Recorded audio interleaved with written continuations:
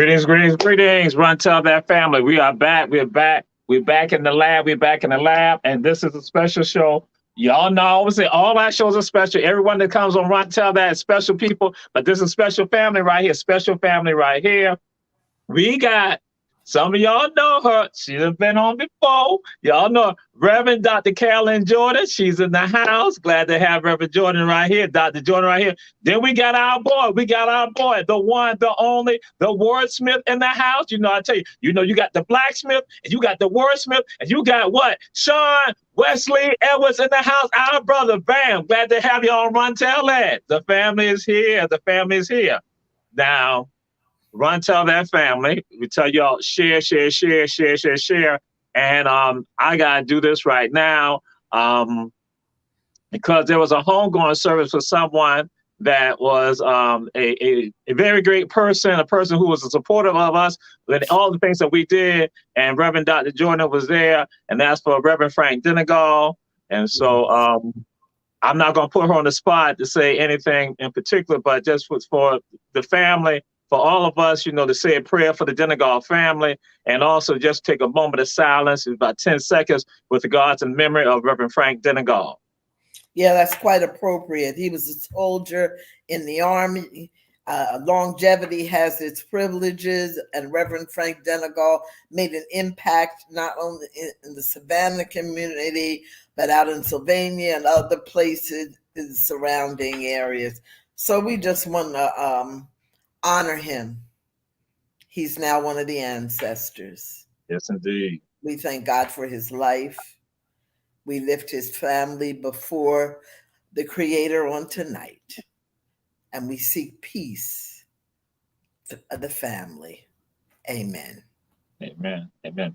Now, I'm going to tell you all this. Now, sometimes Reverend Denegal used to try to bother me. I'm just let y'all know that. Like, just try to bother me. When I go to Monumental, he'll just try to bother me, and see me on the street, he'll just try to bother me, because that's what he do. And then it spread to his daughter, Dakia. She try to bother me too, because sometimes she get a little beside herself. So I'm just saying, that's how they going to do. But see, now I know, I'm going to say this right here. Hey, Alice, glad to have you with us again. Glad to have you joining us with regards to Run Tell That. We say share. And this is very special. Reverend Betty Jones. That's right. Glad to have you, Reverend Betty Jones. Glad to have you here. And there is a celebration. And yesterday I did my class I made sure my class, we discussed National Freedom Day, which is the first federal holiday created, inspired by an African person. And I made sure all my inequalities class, dealing with criminal justice, that they knew about it. Then I went and hit my folks with Gonna Get You class, let them understand that this is important and pertinent to us. But I'm just going to throw something out there. I'm getting it out the way right now, because I know some of y'all try to do. And all Makisha Gibson Carter, glad to have you here. That's right. Hello, Savannah. Hello to you. But Reverend Dr. Jordan. Yes. John, I mean, Wes, I'm trying to figure out how in the world, I see y'all got y'all little face masks, other stuff like that. I got my National Freedom Day face mask from last.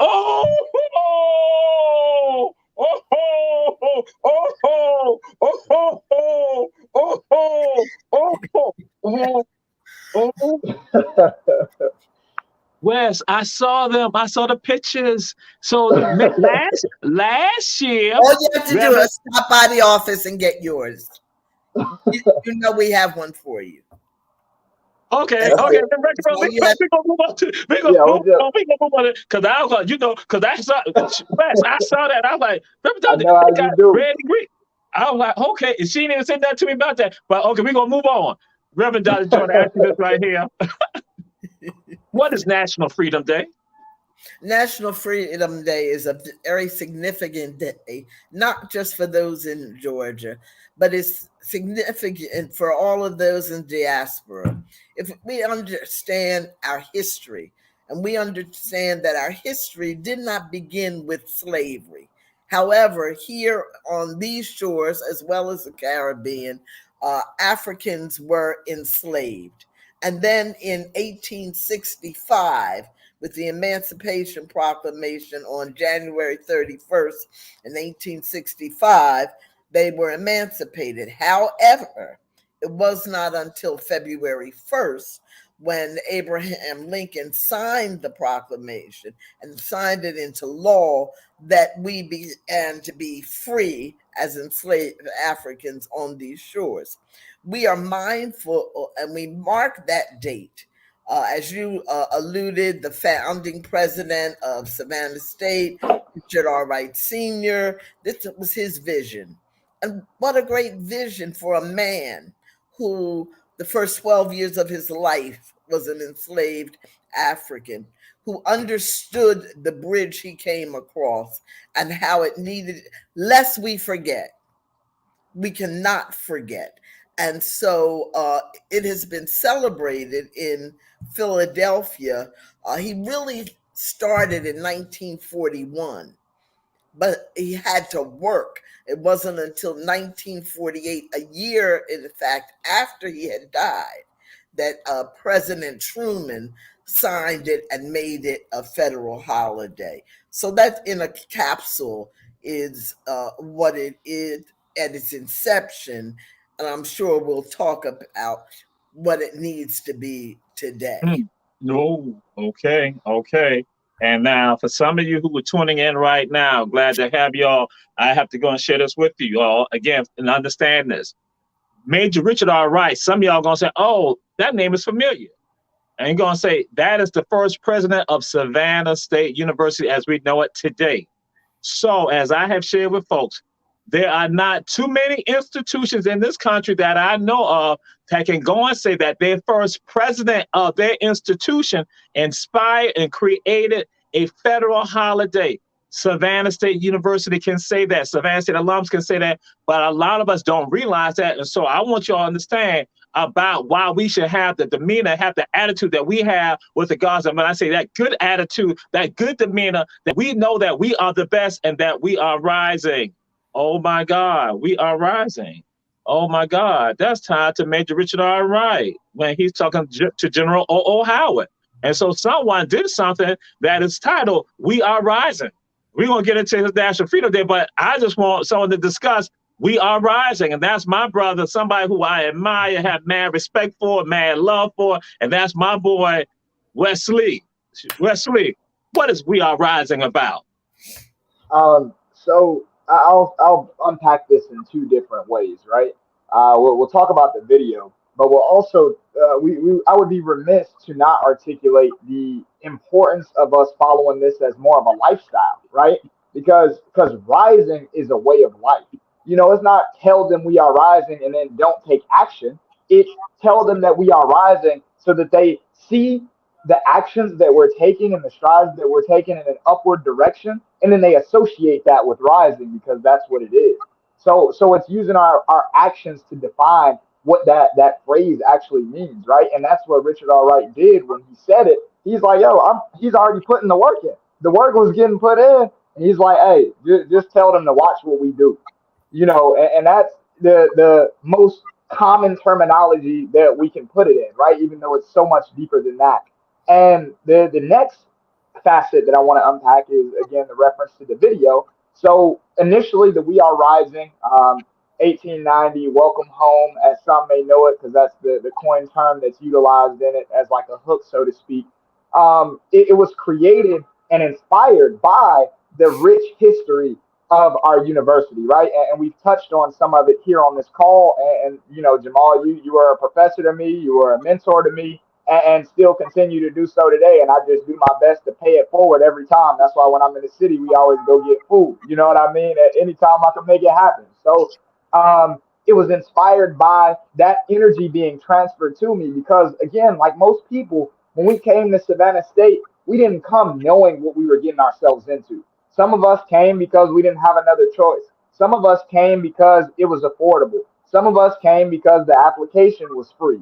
Some of us came because, you know, we wanted to live by the beach, but we couldn't pay out of state tuition, so we couldn't go to Florida or somewhere like that. So that was the next, Tybee Island is the next best thing, right? There's so many different reasons that we ended up there, but we didn't realize how much of a pot of gold that we landed in, so to speak, right? Learning all of the different just tidbits and things that didn't even necessarily make it to the textbook is what made me have even more pride and an even stronger backbone in both representing and supporting my HBCU. So every time that I have an opportunity to speak about my HBCU, hold my HBCU on a pedestal, and even when people see my greatness, I make sure that they know where I came from. Because there's so many times where, you get in the professional realm and people are like, oh, that's Savannah State. They might put your application to the side because they see that's your alma mater.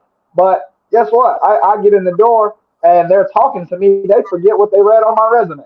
They're like, oh, you went, where'd you go to college again? It's right there in your face. You got the resume on the desk. You know where I went to school. And I'm sorry I'm getting a little passionate about it. But again, it takes for us to represent what it truly means, because just like we were ignorant to it at one point, the world is ignorant to it until we get in those places and we continue to wear that as a badge of honor on our sleeves.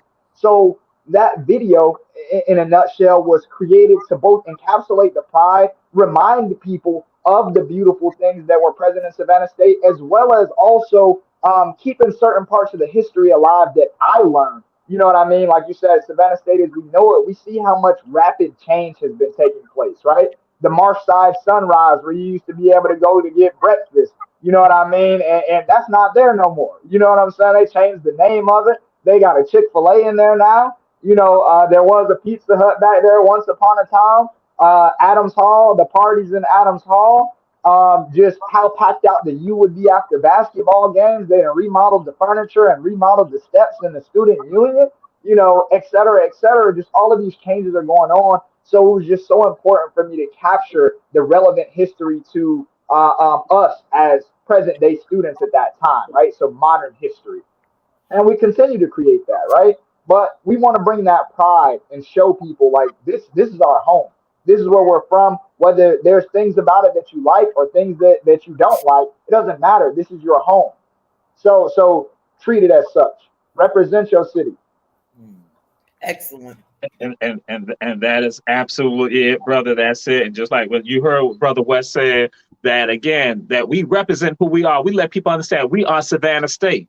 We are Savannah State. And some people, when they've seen me around, they see me in other parts of the country, other states, and I might even at other schools, and I go and say, this is Tiger territory, and folks looking at it. So you know what he said? They're like, yeah, that's Jamal. And I've had other people from other HBCUs go and say, because we've been around him, we now rep our school. We act just like him about our school. Whereas before, they had been demure, they had basically been a little complacent about it, but they saw that, and that came from that Savannah State spirit.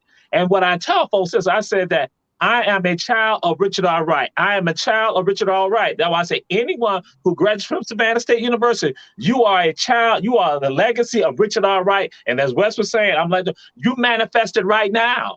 And what you didn't convey that and give that to other people for them to then manifest that also. But that's why I'm going to ask each one of them about their perspective and with regards to their lineage to Richard R. Wright. And I gotta go, because I'm gonna go with Wes first, since I had asked him the question last, but y'all know, but I gotta do this because I won't have no issue, because Claire and other people try to say why he did that. Because Dr. Jordan, what is your connection, your lineage to Major Richard R. Wright? I think you've outlined it beautifully, that anybody who has been connected to Savannah State, whether they work in facilities, faculty, groundskeepers, alumni, we are a family. I may be biologically connected in the bloodline. Richard R. Wright Sr., yes, I'm proud to say, was my great-grandfather. But I am in awe of the connectedness. When I talk to, and I love talking to people and hear the stories of folks who grew up in Thunderbolt, who played on the campus as children. I was talking with a young lady just this week who shared there was a person who would be at the gate when they would have games, and she would let different people from the community come in and experience Savannah State. And then I talked to somebody else who told me that their mother-in-law was worked in, I I believe, in the cafeteria. And she took that job intentionally because she had 7 children. And all 7 of those children came through Savannah State and went to school. They were from Savannah. They didn't have to pay for housing. They didn't have to have a meal plan, but their education was provided.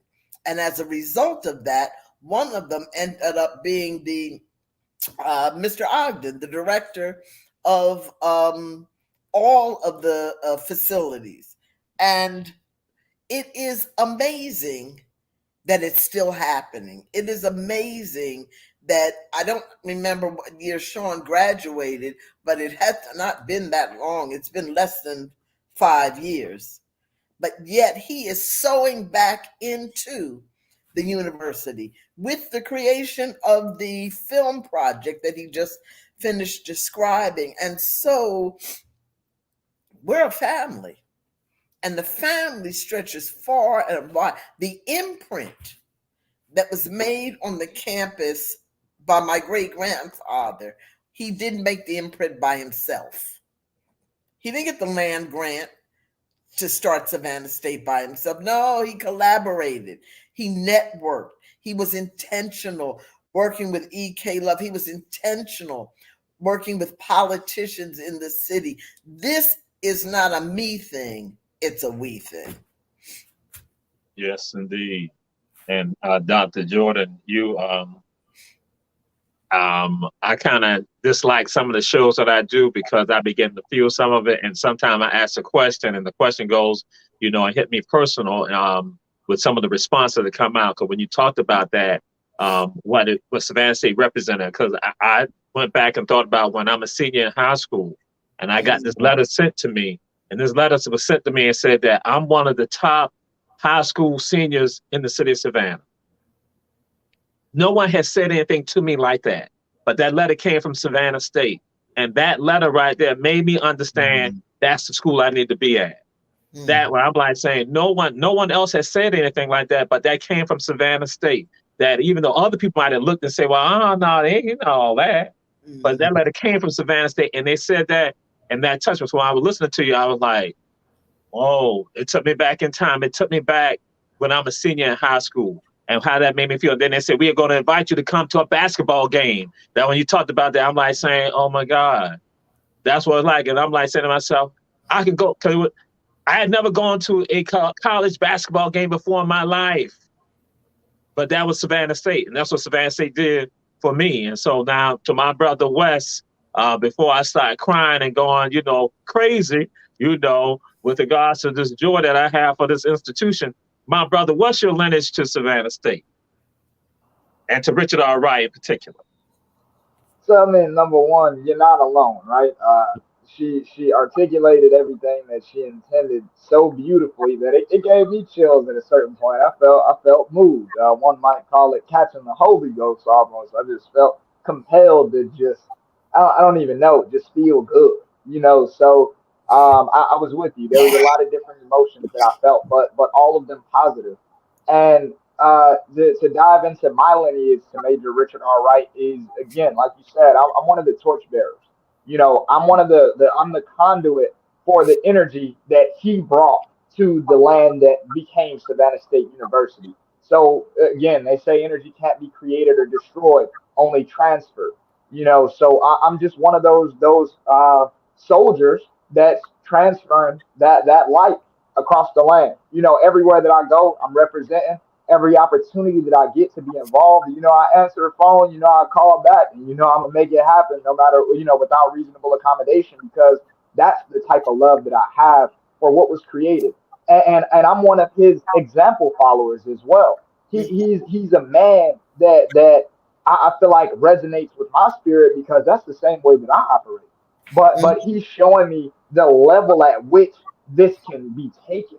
You know what I mean? Like, we're out here every day making things happen without reasonable accommodation by any means necessary, ensuring that we don't accept failure or allow ourselves to fail, right? We continue to move forward. Even when we fall, we get up, we pivot, we leverage our resources, we harvest, we grow, we build, we transfer, and this is people. We're building people. We're building facilities. I just opened another facility. I opened a facility in Savannah, and then I opened this facility in Miami. And I also was a part of the opening team for a facility in Atlanta. So I just do that to put it into perspective as far as what we mean when we say we're building facilities, and then also building up people, right? Through the mentorship, through the love, through opportunities like this, right? So I'm one of his example followers. I resonate so well with a lot of the things that he did and a lot of the things that he stood for. And I feel as though, looking back at myself, and often I do have to look at myself in third person, essentially, because you got to be able to truly evaluate how far you have come, but you also have to be able to evaluate yourself to provide yourself with effective criticism, because it makes it easier for you to take criticism from the outside if you're already critiquing yourself effectively. So if I look back at myself, one of the things that I can say is that I do feel like I am a living testament and representation of the things that he stood for, and that he would be proud of me if he had the opportunity, if we had the opportunity to have an exchange with one another in real time. Absolutely, absolutely. And to the Run Tell That family, we're going to say share, share, share. And there's some things you need to understand about this institution, about this first president. And so we're going to be moving into National Freedom Day, because again, I'm going to say actually it's a part of the legacy. And Dr. Charles Elmore, one of the great scholars of Savannah State University, he wrote a book on Major Richard R. Wright. And it was something like the Prometheus. I said, why Dr. Elmore gotta use this big word like the Prometheus, such and such and so on? So why he gotta be like, wait? But when you begin to understand the legacy of Major Richard R. Wright, it's just that voluminous. It's just that great. It has that much volume to it. And what I share with people is that some of us don't understand that when you look at the NAACP, that's it. I got mine right back here. Dr. Jordan just went and pulled her copy. That's it. The Promethean. I'm like, why it gotta be like that? But again, it's the wealth that this man did. And now, what I'm going to share with some of you all, what I realized, what Major Richard R. Wright was doing, because that's something I was thinking about on yesterday when I was talking to my scholars at Georgia Southern University, letting them know that, again, that this man was basically creating something that was going to be unique to all of us. Now, you have these other institutions, because again, what happened? There was a battle about, whether to use your hands or use your intellect. Du Bois and Booker T. Washington. Correct. And so Major Richard R. Wright was basically understanding how we go. Teach people say, play fool to catch smart. We're going to project one thing to these folks, but we're going to still utilize our resources to not elevate our people. But then also, he's still looking on that political side too. And with regards to people talking social justice, guess what? That was a part of the foundation of Savannah State University, because that's what he was now mad. I go look back, I look at Dr. Monroe Work. I look at Nathaniel Wilson. I look at these people that now will go on to other HBCUs like FAMU and going on to Tuskegee. I'm like, wait a minute. He was amassing a movement in Savannah, Georgia, and Thunderbolt, Georgia, to now address the issues for African people. That's what Richard R. Wright was doing. And so that's why Monroe Work has something called the Sunday Men's Club. Mm-hmm. And so what I share with folks is that, check this out. The NAACP, as you know today, guess what? Like, there's a gene pool for all of us. We all have a gene pool. Mm-hmm. Guess what? A part of the gene pool for the NAACP, see, they think about Overton and all of them. They're going throughout Du Bois, but there's a part of that gene pool that's coming from Du Bois that is tied to Savannah State. Because Dr. Du Bois was exposed to Savannah State or Georgia State Industrial College. He was exposed to and came down here, and he knew of the work that was happening at the place called Savannah State today. He knew of the work that Monroe Work was doing. He knew of the work that these black men were now amassing to fight for the civil and social rights of African people at the turn of the century right here in Savannah, Georgia, and Thunderbolt, Georgia. So that's when Du Bois is going to start his Niagara movement. And people are going to say the Niagara movement is a part of the origins of the NAACP. But I tell folks, listen, guess what? If you say that right there, guess what? A part of his inspiration for the Niagara movement came from what he saw at Savannah State University with Major Richard R. Wright and Dr. Monroe Work. So the gene pool for the NAACP nationally is tied to Savannah State, and many of us don't realize it, right there in Thunderbolt, Georgia. So that's why I said we had to take that type of pride and utilize that pride. And so that's why, for me, now understanding about what Dr. Elmore, not to say he was saying this, because that's not necessarily Elmore's book. That's what I'm saying for my assessment, because that's how I've been trained. That I didn't realize. I was like, check this out.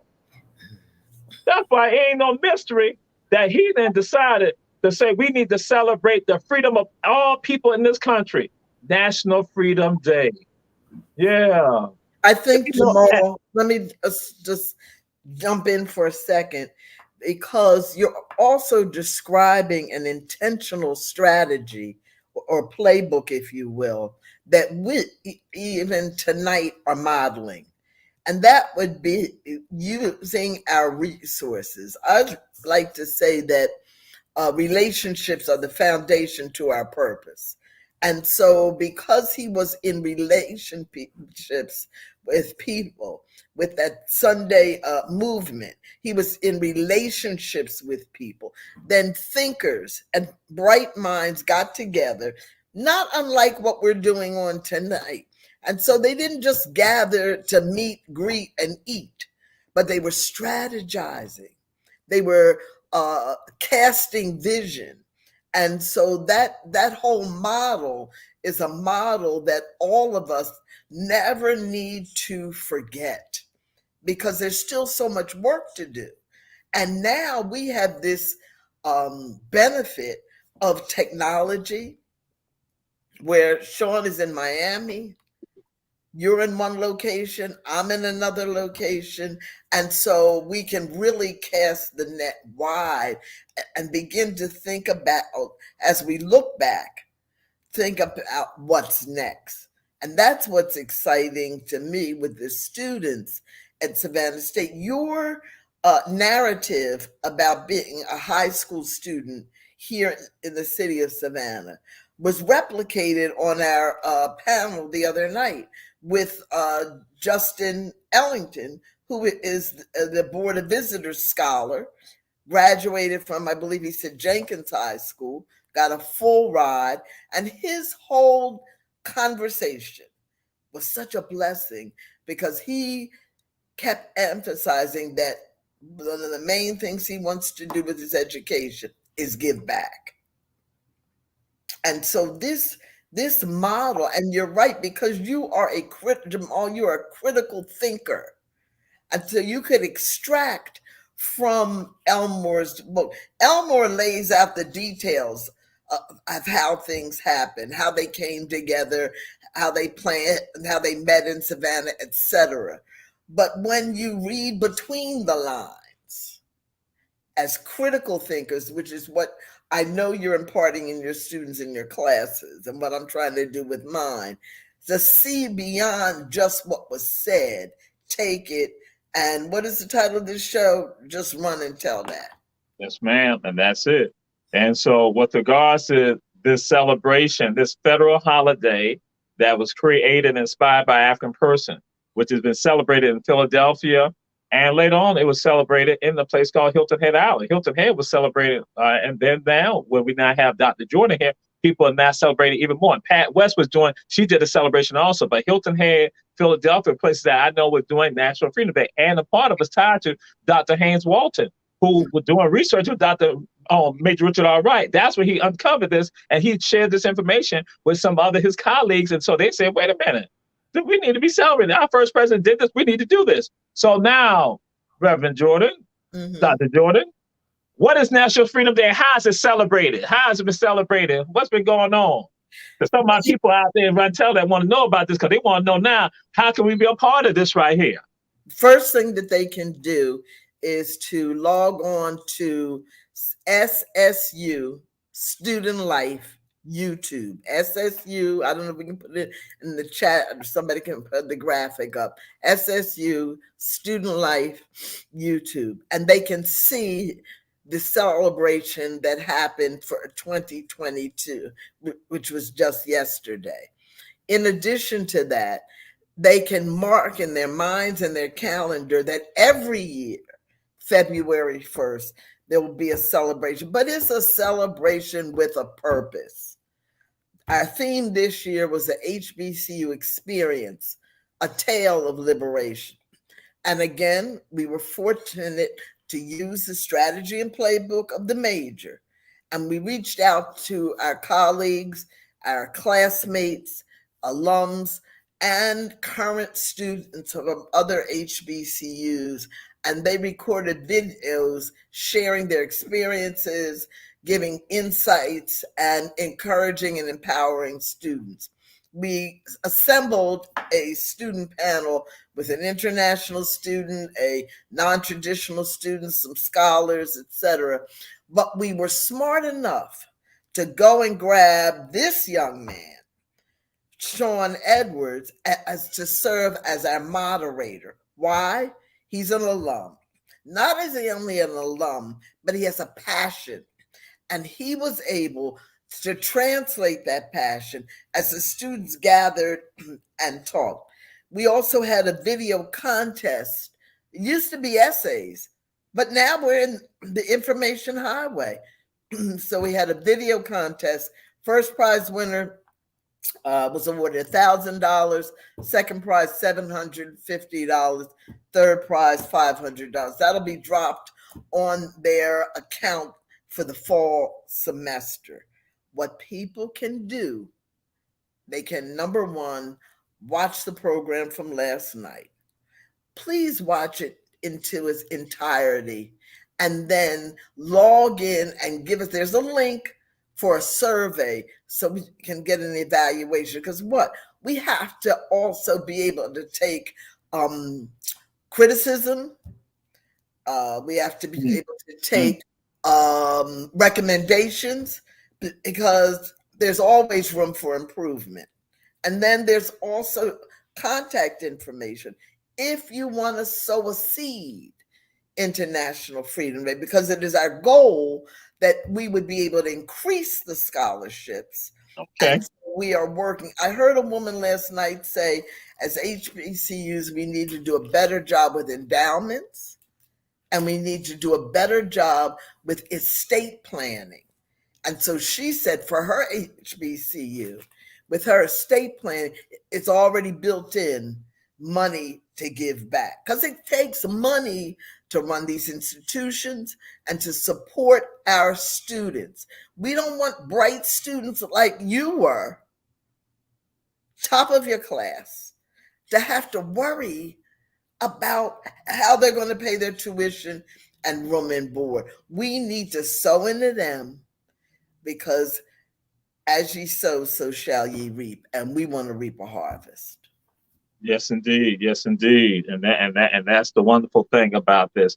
And so, Sister Terry Mobley, she's making sure that everybody know that Dr. Jordan is her Sarah. So she's making sure you know how them deltas are. But now I'm gonna say this, Mr. Producer, did you hear what Dr. Jordan has said, that the young man Justin Ellington, that he's from what high school? Herschel B. Jenkins High School. Excuse me, I made a mistake. Rewind.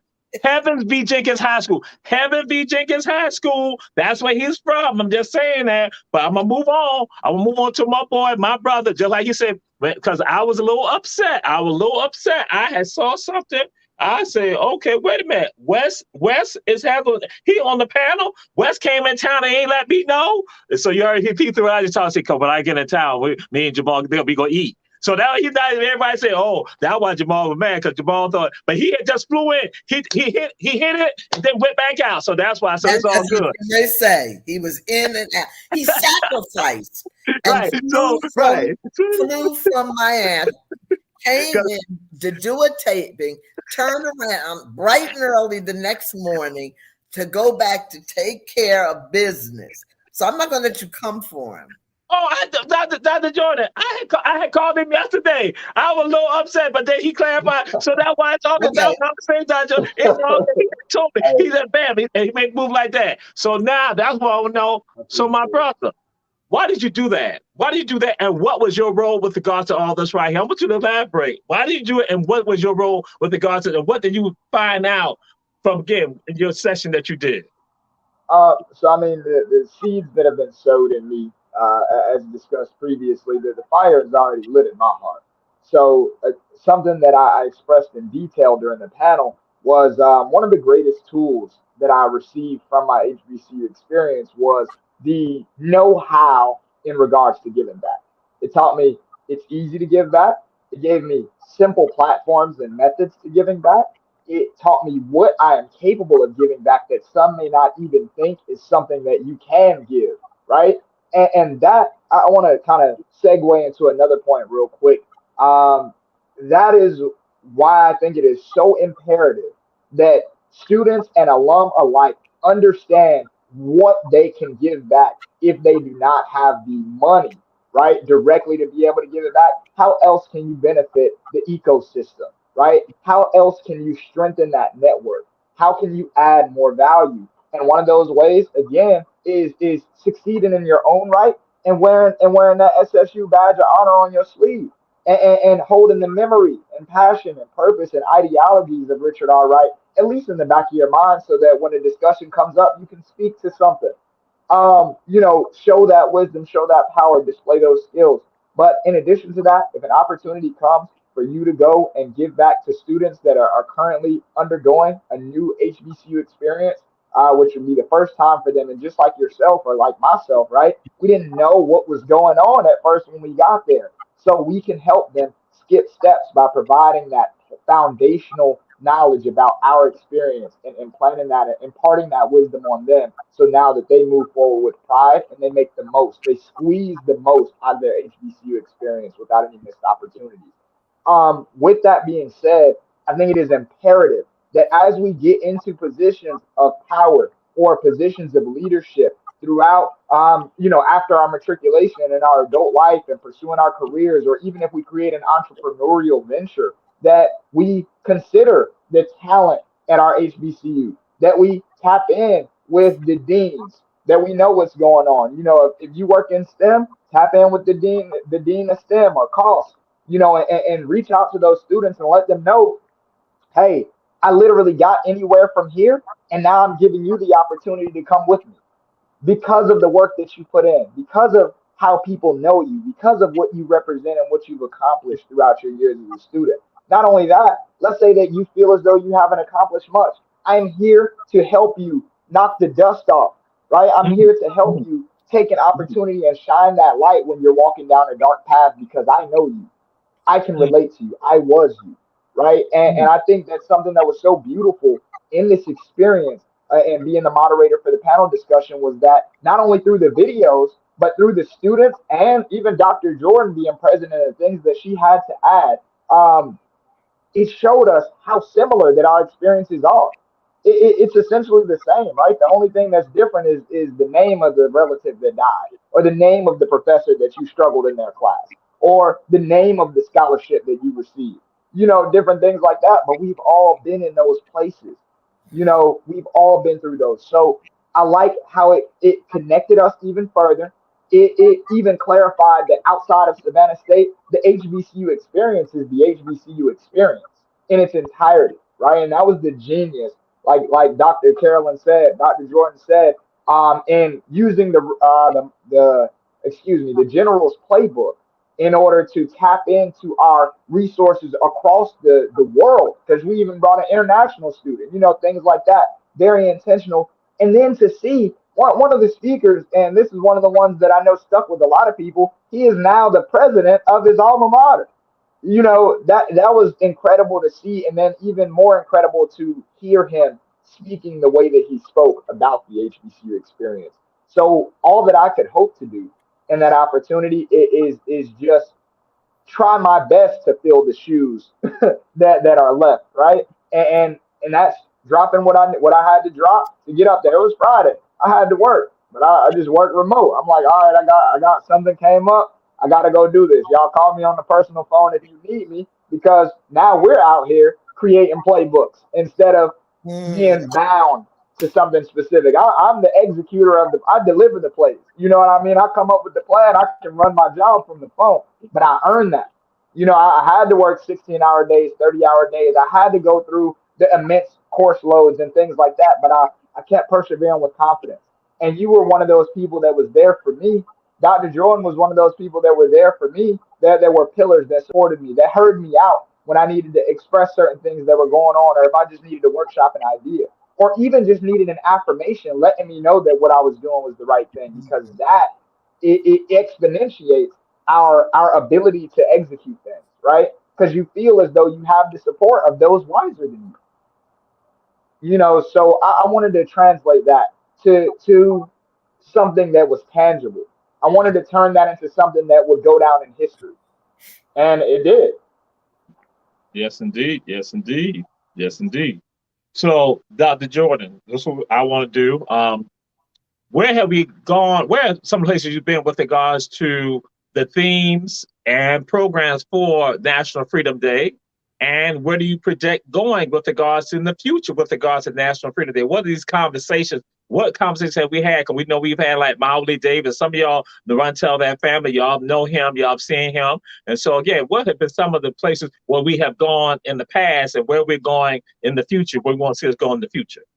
Well, in the future, let me deal with that part of the question. Okay. As a result of last night's commemoration, one of the takeaways is that we will be able to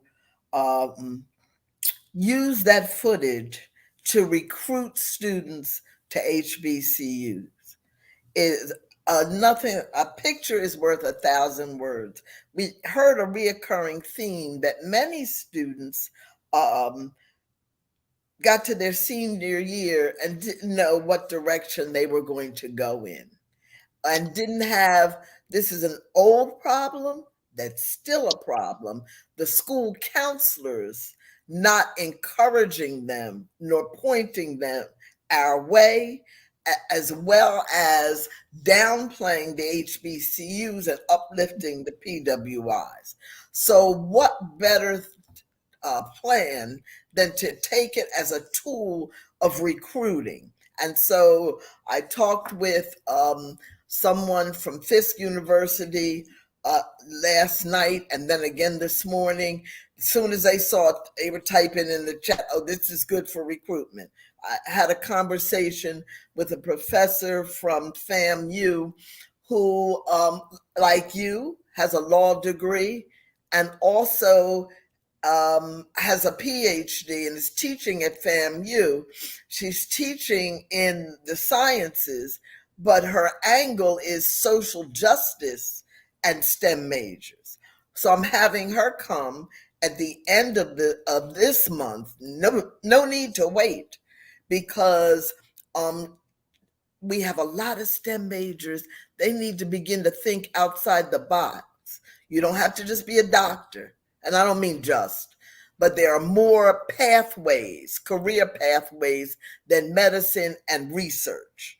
And so she talks about environmental science and social justice. So those are two of the things to do. As I said, we didn't just have a program to have a program. The gentleman that Sean mentioned, who is now the president of his alma mater, Dr. Matthew Wesley at ITC, there are people that now, maybe that can be a feeder school for Savannah State, for those who are interested in theological education. So the possibilities are endless. In addition, I must say this: Mark Wright and Michael Wright, my cousins who are great-grandsons of Major Wright, have their hand on the plow now and are not looking back.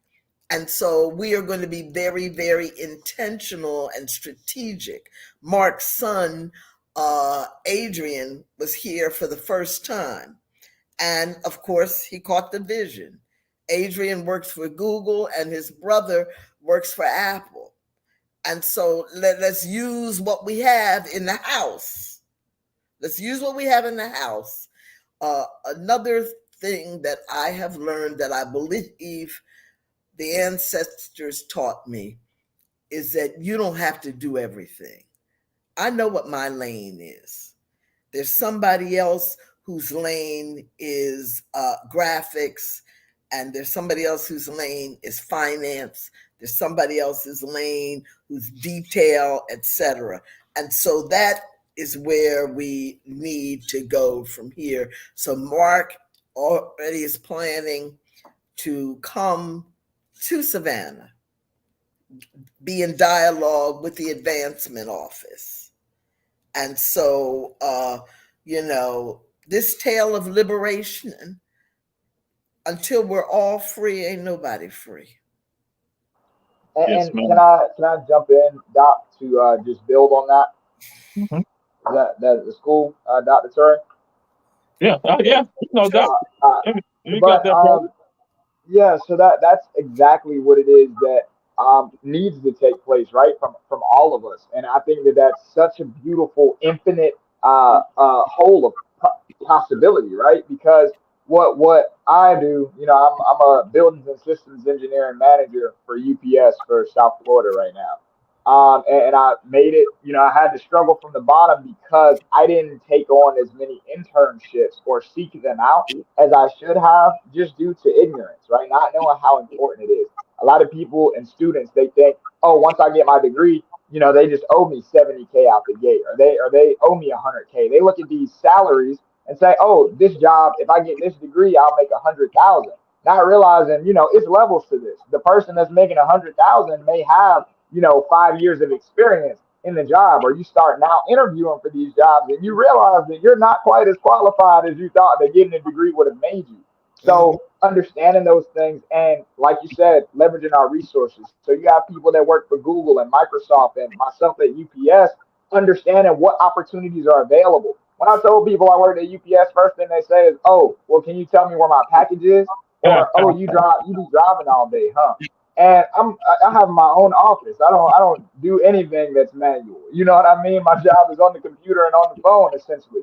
But there was a time where I was out here, grinding, physical labor. But I earned it. I displayed my intellect. I earned my position, and we can expose them to the opportunities that are available and remove that veil of uncertainty, ignorance, or just lack of awareness. Right? There's not just truck drivers here. We have project management. We have buildings and systems engineering. We have environmental compliance and environmental engineering. We have supply chain solutions. We have a healthcare sector. We have a research and development sector. Come on. We have all of these different. Nobody knew, right? Nobody knows. We have an automotive department because we work on our own vehicles in house, different things like that, and we have buildings all over the world. Some of the largest buildings that we have in our network are in Europe. And we have people that move to China on special assignments, that move to Europe on special assignments, got new buildings going up in California, got buildings in Canada, processing 1 million packages a day, so on and so forth. And that technology is advancing. And just like any other corporation, when the economy, fluctuates a little bit, or the coronavirus, we got the crises going on, we're looking for talent as well, because these are talented positions. These are not just manual labor positions. These are opportunities to build a career that will change your life as it did mine. And I earned it in a very short time frame. You alluded to this earlier, Dr. Jordan, when you said it's been under 5 years. I graduated in 2018. I started at UPS in 2018. I literally made it up 4 positions from 2018 to 2021, and now I'm maintaining my current position. And now I understand how to be successful in this network. Now I know the politics. Now I know how to navigate it. Now I know what they're looking for, because guess what? Now I'm also interviewing and hiring people. All right. So you know what I mean? So and again, shameless plug, right? I've hired 5 students from Savannah State University with my own hand, and I promoted them into full-time positions after they got their degrees because they earned it. Say what your title is again, Sean. Give us your I'm title. a buildings and systems engineering manager in All South right. Florida. Nice. And I'll share this with you. That's not a shameless plug. That's an actual plug. That's an actual plug. And I'm gonna share something with the Run Tell That family. Share with you all too. I no longer go and say PWIs. I say non-HBCUs. Non-HBCUs. That's why I'm going to. I say this is non-HBCU right here. Non-HBCU. That would be, we control the language. So I just throw that out there to Keep y'all. So yeah, teaching. Keep teaching. yeah. And So that's another lesson. We ought to always be learners, lifetime. that's right. That's right. That's right. Yes, indeed. Yes, indeed.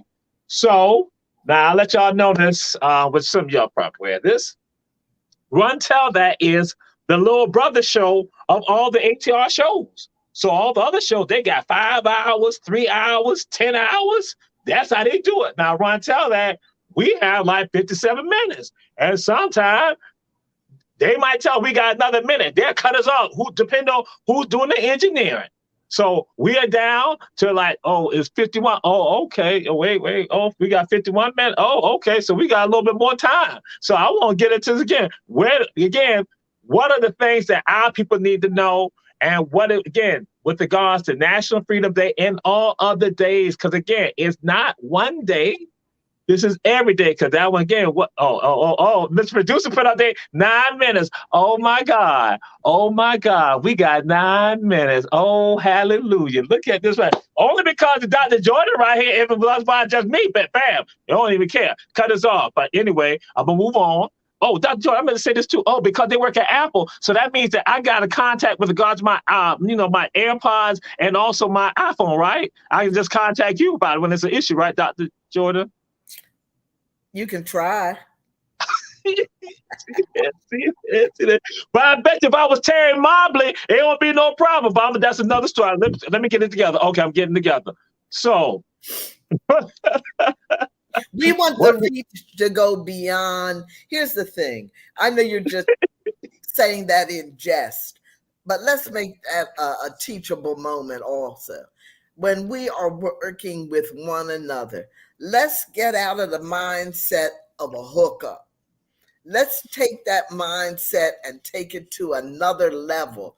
And so, like as Sean was so articulate, using our placement to lift as we climb. Let's just lift as we climb.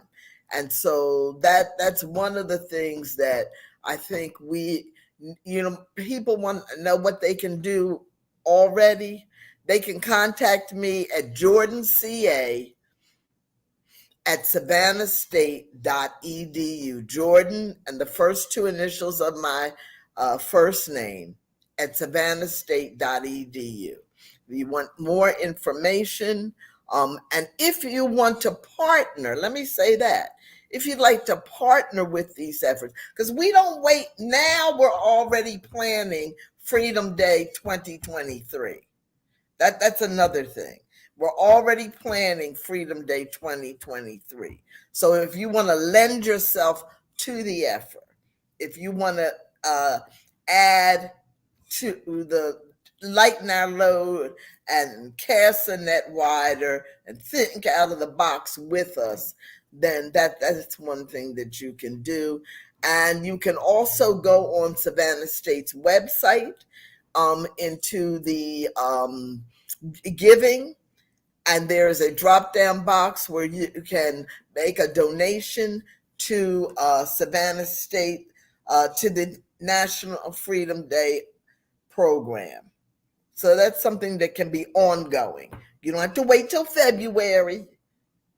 Let's build enough in our treasury so that we can increase. That's a word, increase. Just to let y'all know that this is Dr. Jordan. This side, you try and handle me all the time. I might do something, but she's gonna bring me down to level me out. And then here go Terry Mobley talking about, I need to just let y'all stay in y'all. I need to get out y'all lane. Let y'all do that. And see, also let y'all know this. Reverend Jordan is my mama preacher, my sister preacher, my family preacher. I'm just like that's why she's gonna bring me back in. Even though I might want to go wild, but she's gonna bring me back in. That's she's always gonna do that. But I ain't gonna say no, I'm gonna leave that alone. But anyway, my brother, where do we need to go? Where you see us going? And I'm gonna cut you off for a second. I want the audience to understand this. This brother who's talking, Wesley, don't just get him right now for National Freedom Day. This is a brother that y'all need to get all the time. Talking about motivational speaker. This brother right here is able to touch the masses. I want to throw it out there. I had to interrupt you on that. And this is not a shameless plug. That's an actual plug. You all need to know how to contact this brother. This brother is magnificent and powerful. He has a purpose, and he gives it to everybody. Thank you for that, brother. And I really appreciate it, and I feel that. The reason it took me a moment is because it's been so beautifully covered throughout the living, breathing discussion that we've been having in the entirety throughout the duration of this stream. And the real thing that I want to just have everybody ponder on is freedom is a lifestyle. Being liberated is a state of being. To be liberated, that's a state of being. You have to exist like that all the time if you are truly liberated. You can't be entrapped part time, and you can't be free part time. You know, there's a saying that some would argue, but it's that the way you do something is the way that you do everything, right? And I'm sure that we're all familiar with that to some degree. And I'm a firm believer in the way you do something is the way you do everything. If you approach everything with a critical thought process, if you approach one thing like that, you're a critical thinker. You know, that's how your mind operates. Now, the application of it may change, but you are a critical thinker in essence. If you are a passionate person when you play sports, you're not just passionate about sports, you're a passionate person. It's going to translate into other things. If you are liberated, you are a liberated individual. You're not liberated sometimes. So I want to make sure that everybody is evaluating themselves. And this is a reminder to everybody that may not be there or may struggle, but evaluate yourself and truly say, hey, you know, am I free? Am I liberated? Do I believe that? And and the way that you gauge that is, are you liberated all the time? Are there moments where you feel like you are in chains, where you feel like you're trapped? Because if that's the case, then there's a little bit more work that needs to be done before you're truly liberated. And I think that the concept, the topic that we had, the theme, and a tale of liberation, it was so beautiful because I believe that it took people to a place that they never took themselves to in relation to their HBCU experience, right? They never looked at it as a pathway to freedom. And education frees you. It frees you from ignorance. It frees you from the inability to think critically. It frees you from the misconceptions that networking is bad. It frees you from whatever misconceptions that there are out here in the world that you have to do everything on your own, right? And Dr. Jordan said it a number of times. We're not here to do everything on our own. You have to orchestrate the plays, and then you have to have the right people in place to carry those things out. It doesn't work if one cog in the machine is not functioning properly. It's not going to function at peak performance. It's just like our car, right? You know what I mean? Your car, your antifreeze low, the whole car not working. Start smoking. You know what I mean? So an antifreeze, you go buy it $20 a bottle at the automotive store, right? So it's such a simple thing. But if your antifreeze tank is not full, your car starts smoking and don't move. So I just want everybody to marinate on that. And again, just reflect on everything that was said on this call. And watch the video in its entirety because it got deep out there and very valuable. Thank you. And we are not coming to the end. Again, it's SSU Student Life on YouTube. Check out the video. Contact them. Contact us if you need to get in touch with them. And it's been an honor to have you all on here and to talk about National Freedom Day of our father, the father of Tiger Nation. That's Major Richard R. Wright. And I know the time is going down, so that way we don't have no issue with the producer. But again, we thank you all. We say share, share, share. Look at that mask right there. That's a beautiful mask right there, but I'm going to leave that alone for right now. I'll be over there. If not tomorrow, I'll be there on Friday to get the mask. But again, thank you all. Brother West, Dr. Jordan, we love you all. Appreciate y'all. And to the Run Tell That family, be blessed. Continue striving. Again, freedom is a lifestyle. You live it every day. Amen. Peace and blessings. Bless you. Thank you for having us.